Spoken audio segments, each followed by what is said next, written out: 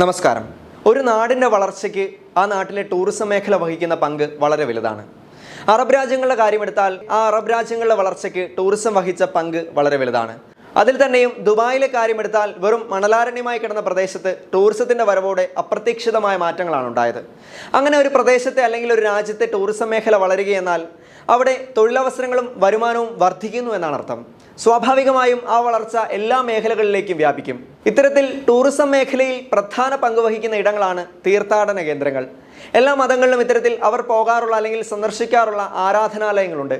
വാസ്തവത്തിൽ ഇങ്ങനെയുള്ള പുണ്യസ്ഥലങ്ങളുടെ വളർച്ച, അതുൾപ്പെടുന്ന പ്രദേശങ്ങളുടെ വളർച്ചയ്ക്കും അവിടെയുള്ള ആളുകളുടെ ജോലി മേഖലയിലെ വളർച്ചയ്ക്കും കാരണമായി തീരാറുണ്ട്. ഉദാഹരണമായി പറഞ്ഞാൽ, ഒരു പ്രദേശത്തേക്ക് ആളുകളുടെ ഒഴുക്ക് തുടർച്ചയായി വന്നു കഴിയുമ്പോൾ അങ്ങോട്ടുള്ള ട്രാൻസ്പോർട്ടേഷൻസ്, അതുമായി ബന്ധപ്പെട്ട് ജോലി ചെയ്യുന്നവർ, അങ്ങനെ തുടങ്ങി ഈ സ്ഥലങ്ങൾ കേന്ദ്രീകരിച്ച് ചെറുകിട കച്ചവടം നടത്തുന്നവർ വരെ, അതിപ്പോൾ സ്വന്തമായി കടയിട്ട് കച്ചവടം നടത്തുന്നവർ അല്ലെങ്കിൽ പോലും അവർ സ്വാഭാവികമായും വളരും.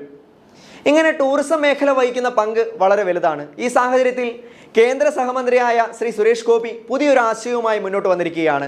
ആരാധനാലയങ്ങളെ കോർത്തിണക്കിക്കൊണ്ടുള്ള ഒരു പ്രത്യേക പദ്ധതിയാണത്. അദ്ദേഹം അത് മാധ്യമങ്ങൾക്ക് മുമ്പിൽ പങ്കുവെച്ചത് ഇങ്ങനെയാണ്. എൻ്റെ സ്പിരിച്വൽ ടൂറിസം സർക്യൂട്ട് എന്ന് പറയുന്നതിനുള്ള ഡോട്ട്സ് ഞാൻ പിക്ക് ചെയ്തിരിക്കുന്നത് നാഗപട്ടണം, വലിയ പള്ളി, വേളാങ്കണ്ണിയിൽ നിന്ന് ദിണ്ടുക്കൽ, ആ പ്രദേശത്ത് എവിടെ ഒരു അമ്പലമുണ്ട്, അതൊരു ഡോട്ടാണ്. കൃത്യമായിട്ട് ആ അമ്പലം തന്നെ പിക്ക് ചെയ്യണം. അതാണ് അടുത്ത ഡോട്ട്. അവിടുന്ന് നേരെ മംഗളാദേവി, മധുരൈ വരാതെ തന്നെ കമ്പം തേനി ക്രോസ് ചെയ്ത് മംഗളാദേവിയിൽ നിന്ന് ശബരിമല തൊടില്ല, നേരെ മലയാറ്റൂർ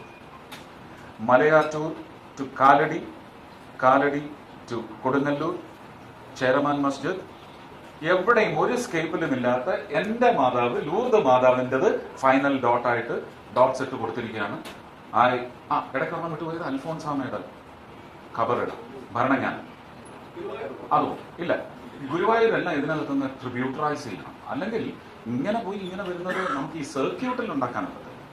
സർക്യൂട്ട് എന്ന് പറയുന്നത് ഒരു നാഷണൽ പ്ലാനിലേക്ക് ചേരുന്ന, ഇത് തന്നെ ഒരുപക്ഷെ നാഗപട്ടണം വിട്ട് തിരുച്ചിറപ്പള്ളി അമ്പലത്തിൽ നിന്ന് ചിദംബരം വഴി അവിടെ മാംഗ്രൂവ് ഫോറസ്റ്റ് ഉണ്ട്. അപ്പൊ അത് ടൂറിസത്തിന്റെ എലമെന്റ് ആണ്. ആ മാംഗ്രൂവ് എന്ന് പറയുന്നത് എത്രയോ വർഷങ്ങളായിട്ട് അതിനിടയ്ക്കൂടെ യോട്ടിങ്ങും ഈ സീ ഫെയറിംഗ് പോലെ തന്നെ നടക്കുന്നുണ്ട്. അത് പക്ഷെ കാം വാട്ടേഴ്സ് ആണ്, മാർഷിയാണ്, ഒരു പ്രശ്നം ഉണ്ടായില്ല. അപ്പോ ടൂറിസം സ്പോട്ട് അതിനകത്തുണ്ട്, സ്പിരിച്വലും ഉണ്ട്. ഇത് കണക്ട് ചെയ്ത് ചിലപ്പോൾ ഞാൻ തിരുപ്പതി വരെ കൊണ്ടുപോകും. ഒരു മോഡൽ മോഡ്യൂൾ എന്ന നിലയ്ക്ക് കൊടുത്തിരിക്കുന്നത് നാഗപട്ടണം തുടങ്ങി ലൂർദ് മാതാവിൽ വന്ന് ചേരുന്ന ഈ ഒരു സർക്യൂട്ടാണ്. ഇതിന്റെ ഒരു അനുബന്ധ സർക്യൂട്ട് ഒരു ബ്രാഞ്ച് ഔട്ട് കൊടുത്തിരിക്കുന്ന ഒരു സ്ഥലത്ത് മാത്രമാണ്. അതിന് ഹ്യൂജസ്റ്റ്, അങ്ങനെ ഒരു വാക്കില്ല നമ്മുടെ ഡിക്ഷണറിയിൽ.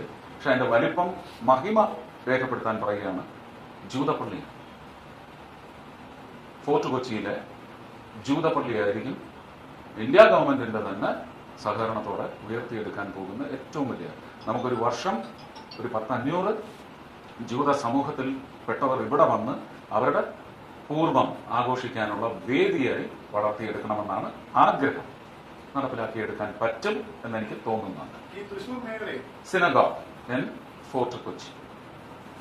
അപ്പൊ അങ്ങനെ വരുമ്പോൾ നമുക്ക് വല്ലാർപാടം പള്ളി, അത് ഒന്ന് റൗണ്ട് ചെയ്ത് ഇനി കൊടുങ്ങല്ലൂർ എത്തുന്നതിന് മുമ്പ് ഏതാണ് ഒരു ഡോട്ട് കിട്ടിയാൽ ഒരു tributary will go from this main branch after Malayattoor and maybe rejoin at Kodungallur or Cheraman.